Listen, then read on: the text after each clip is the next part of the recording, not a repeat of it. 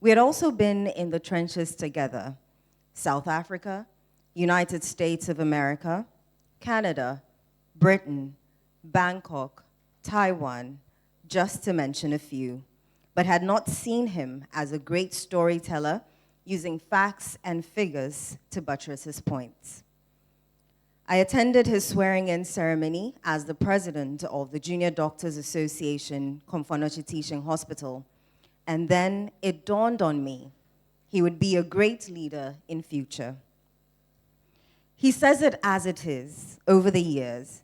This piece is a first-hand factual story by someone who has gone through the mill and lived the processes, not like the synoptic gospels. His journey through the JDA president, representation on Ghana Medical Association Council, assistant general secretary and vice president and president of the association put him in a good stead to write this story. Previous write-ups on the Ghana Medical Association tried to bring out only the positive sides of the association, but here he touches on the hitherto taboos as well as the inner workings of the association, fulfilling the adage, not all that glitters is gold.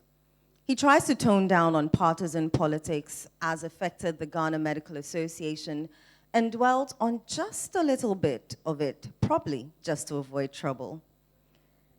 During one of our industrial actions, he warned us not to take water from the hotel rooms for the fear of yawanepanie. To wit, it may have been poisoned. Some of the executives had gone through personal dangers and death threats, including danger to our immediate families.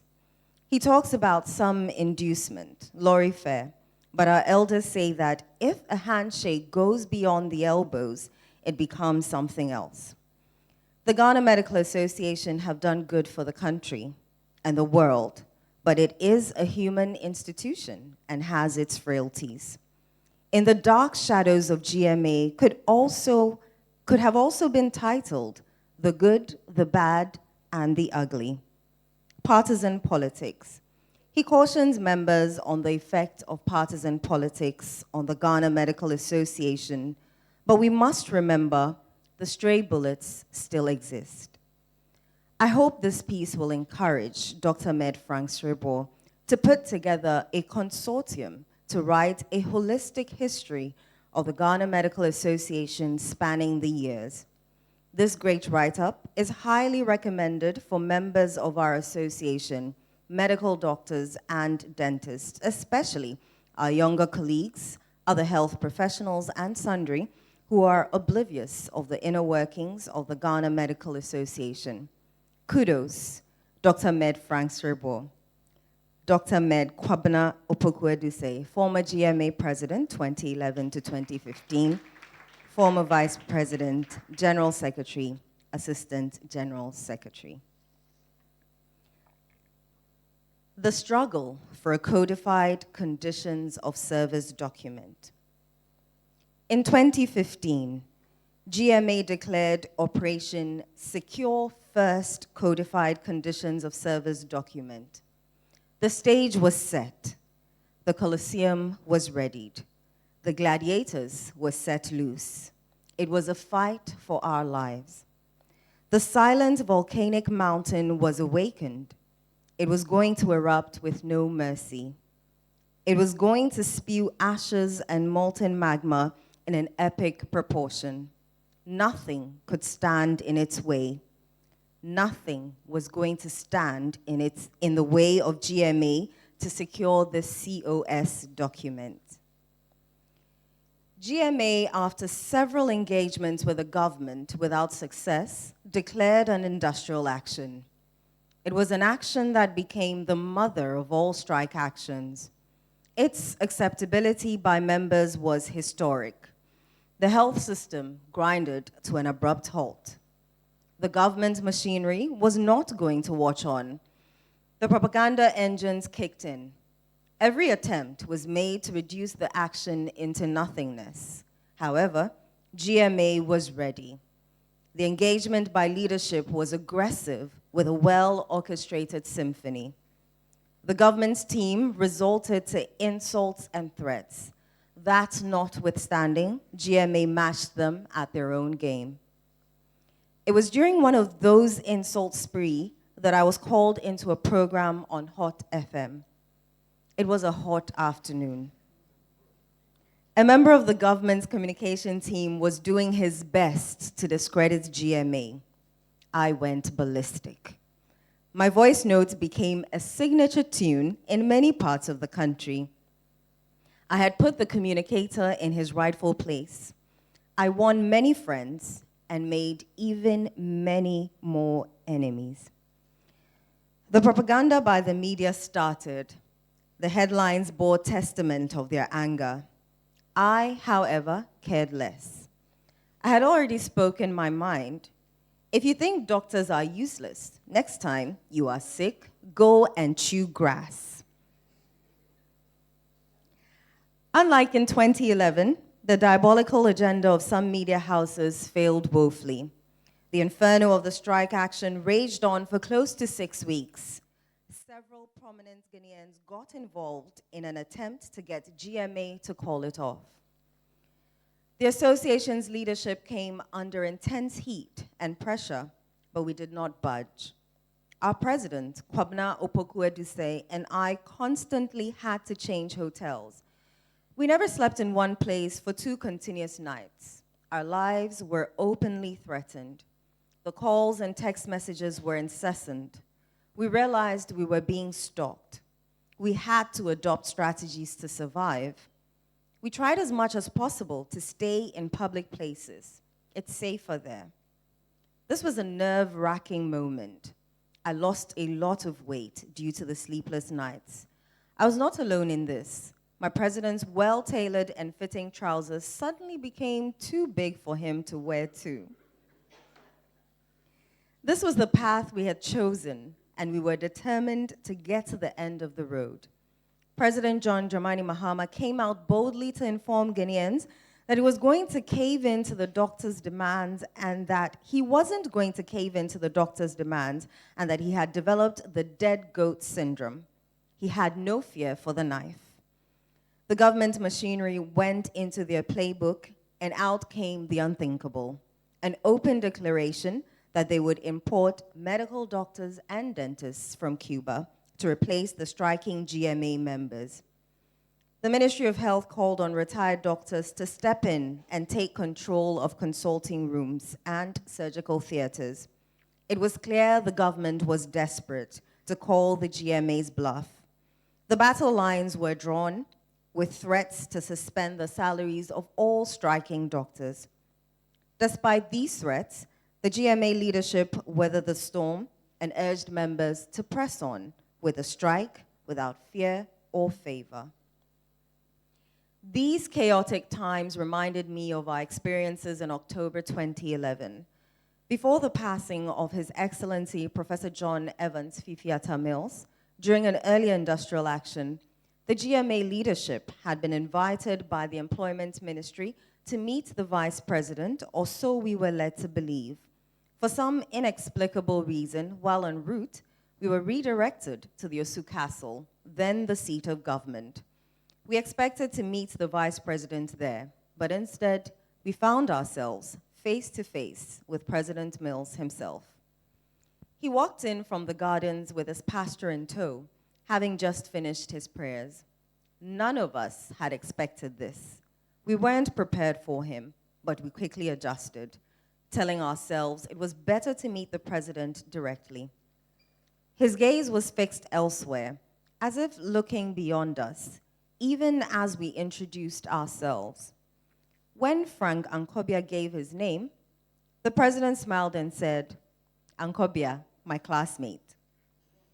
That was when we knew we were in for the long haul. Salvation wouldn't come easily. We would have to do something drastic to change the narrative, because Ankobia was not the president's classmate. It was impossible. Never in a million years could that have been true. Our hopes faded further when, after we had carefully laid out the issues behind the strike, the president simply told us to follow the law. It was a disaster. We weren't going to get his intervention to restore calm. The meeting ended abruptly, and we were dismissed. Only our determination and sheer commitment carried us through. Back to the fight for conditions of service. The strike continued unabated. Through political machinations, an attempt to form a rival group was made. The group was called Association of Ghana Medical Doctors. Once again, some doctors, due to political expediency, had allowed themselves to be sodomized by politicians. They were willing to fight against their own. They were willing to sacrifice their welfare and future for the politician. Fortunately, their attempt at this self-cannibalism failed. The group couldn't survive.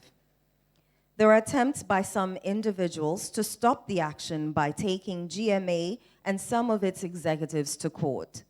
I remember being given a personal court summons. It was addressed to the General Secretary of GMA, but with the name Lawrence Sribo. I refused the summons because I am Frank, not Lawrence. The government, in a press conference, informed Ghanaians that they were suspending all negotiations with GMA until we had called off the action. The strike bit the nation hard. The various divisions had organized meetings. The general feedback was a strong support for the continuation of the industrial action. GMA had threatened the doctors will resign if we did not achieve our aim of securing a codified condition of service. The public posture of government was uncompromising. The association's leadership was invited secretly to a meeting. We were informed that no one should ever refer to the said meeting to the outside world. We were told to assume that the meeting never took place.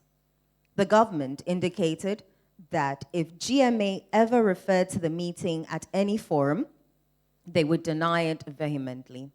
In essence, this is a meeting that never took place. The leadership was driven to an unknown location in Accra. The place was without lights, and the meeting was held in total darkness. Torchlights were used to go through the documents. To save the face of the government and allow for open negotiations to continue, GMA had to call off the industrial action. The council met to take a decision under extreme security measures. Members of the council were only told the venue on their arrival in Accra. No mobile phones were allowed into the meeting. The reason for these extreme measures was because of an incident at a council meeting in Koforidua during this chaotic time. At this meeting, a council member decided to call into a radio station and beamed the proceedings live on air at the blind side of all of us present at the meeting. It was a huge embarrassment, and leadership did not want a repeat of such. After leadership had thoroughly briefed council members, the decision was taken to call off the action. It was one of the most unpopular decisions by the council in the eyes of the general membership. Many individuals felt the leadership had betrayed the association. However, this decision went on to pave way for negotiations to proceed. Finally, an agreement was signed on 22nd October 2015, birthing the first COS document of GMA. Family matters. Family is the most important thing in a man's life. The psychological well-being of a man is largely influenced by the home environment. The demanding and tasking nature of the Ghana Medical Association work has a great effect on family harmony, especially if one lives outside of Accra, as was my case. My children constantly saw me moving up and down with bags in hand. They gave me the pet name, Travel Man. I will usually laugh such off. However, deep within the fabric of my being and soul, I knew they were communicating to me their feelings. I was almost always on the road. Though I had every intention of fulfilling my part of the bargain, that is how much I had dedicated my life to the association. Worryingly, I missed important family milestones which were worth celebrating, including birthdays and graduations.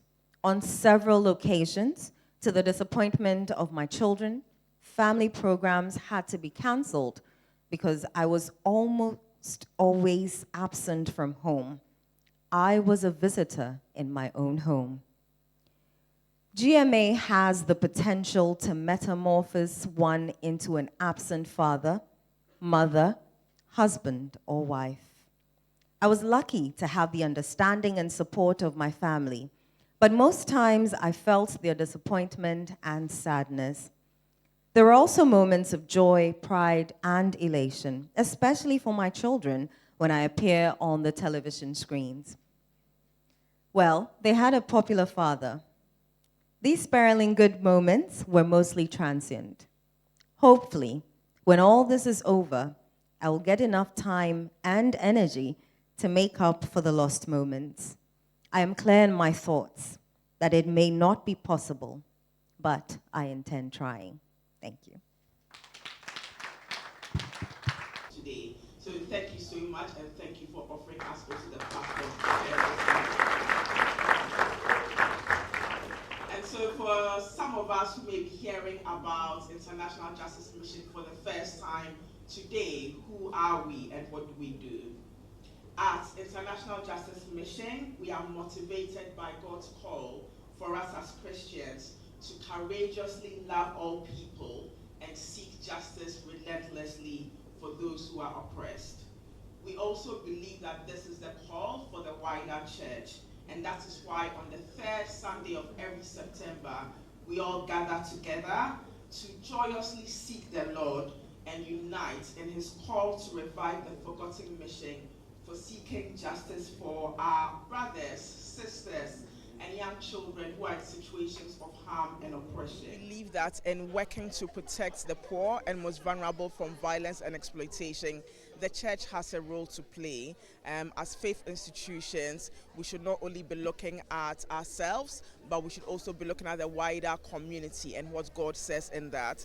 And so today we focused on God's heart for both righteousness and justice. And often as churches we focus on the righteousness side, but today we are elaborating on God's heart for justice. And what this means is that God is moved by people who are being exploited and abused, because this moves away from how he wanted us as human beings to be.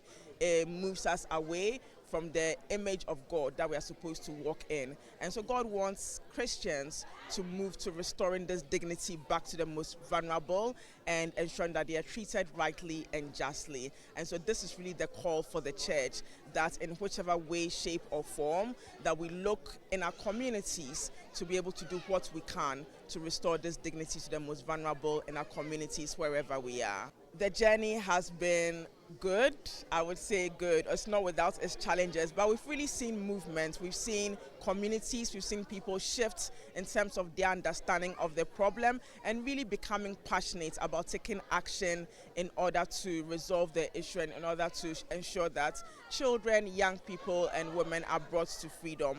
And so particularly with churches, we've seen churches hold days like this, Freedom Sunday, where they are encouraging their congregation to pray over the issue and also support in practical ways that they can. In rural communities, we've seen church leaders work to say that, or move to say that they don't want issues of exploitation in their communities. And so again, they are working with their congregants and community folk to ensure that any child that has been brought there that is being exploited is being returned. And overall, there's a move towards child protection and ensuring the well-being of children. It doesn't just sit with the family, it sits with the community also. And our advocacy team also work on awareness raising in these communities with key leaders of influence. And we believe that church leaders are also influential in communities for change. Over the past 10 years, we've brought protection to over 500 children and vulnerable women from various forms of exploitation and trafficking. But further to that, aside from that number, our work with our government partners have also ensured that there are systems in place to prevent children from being in that situation in the first place.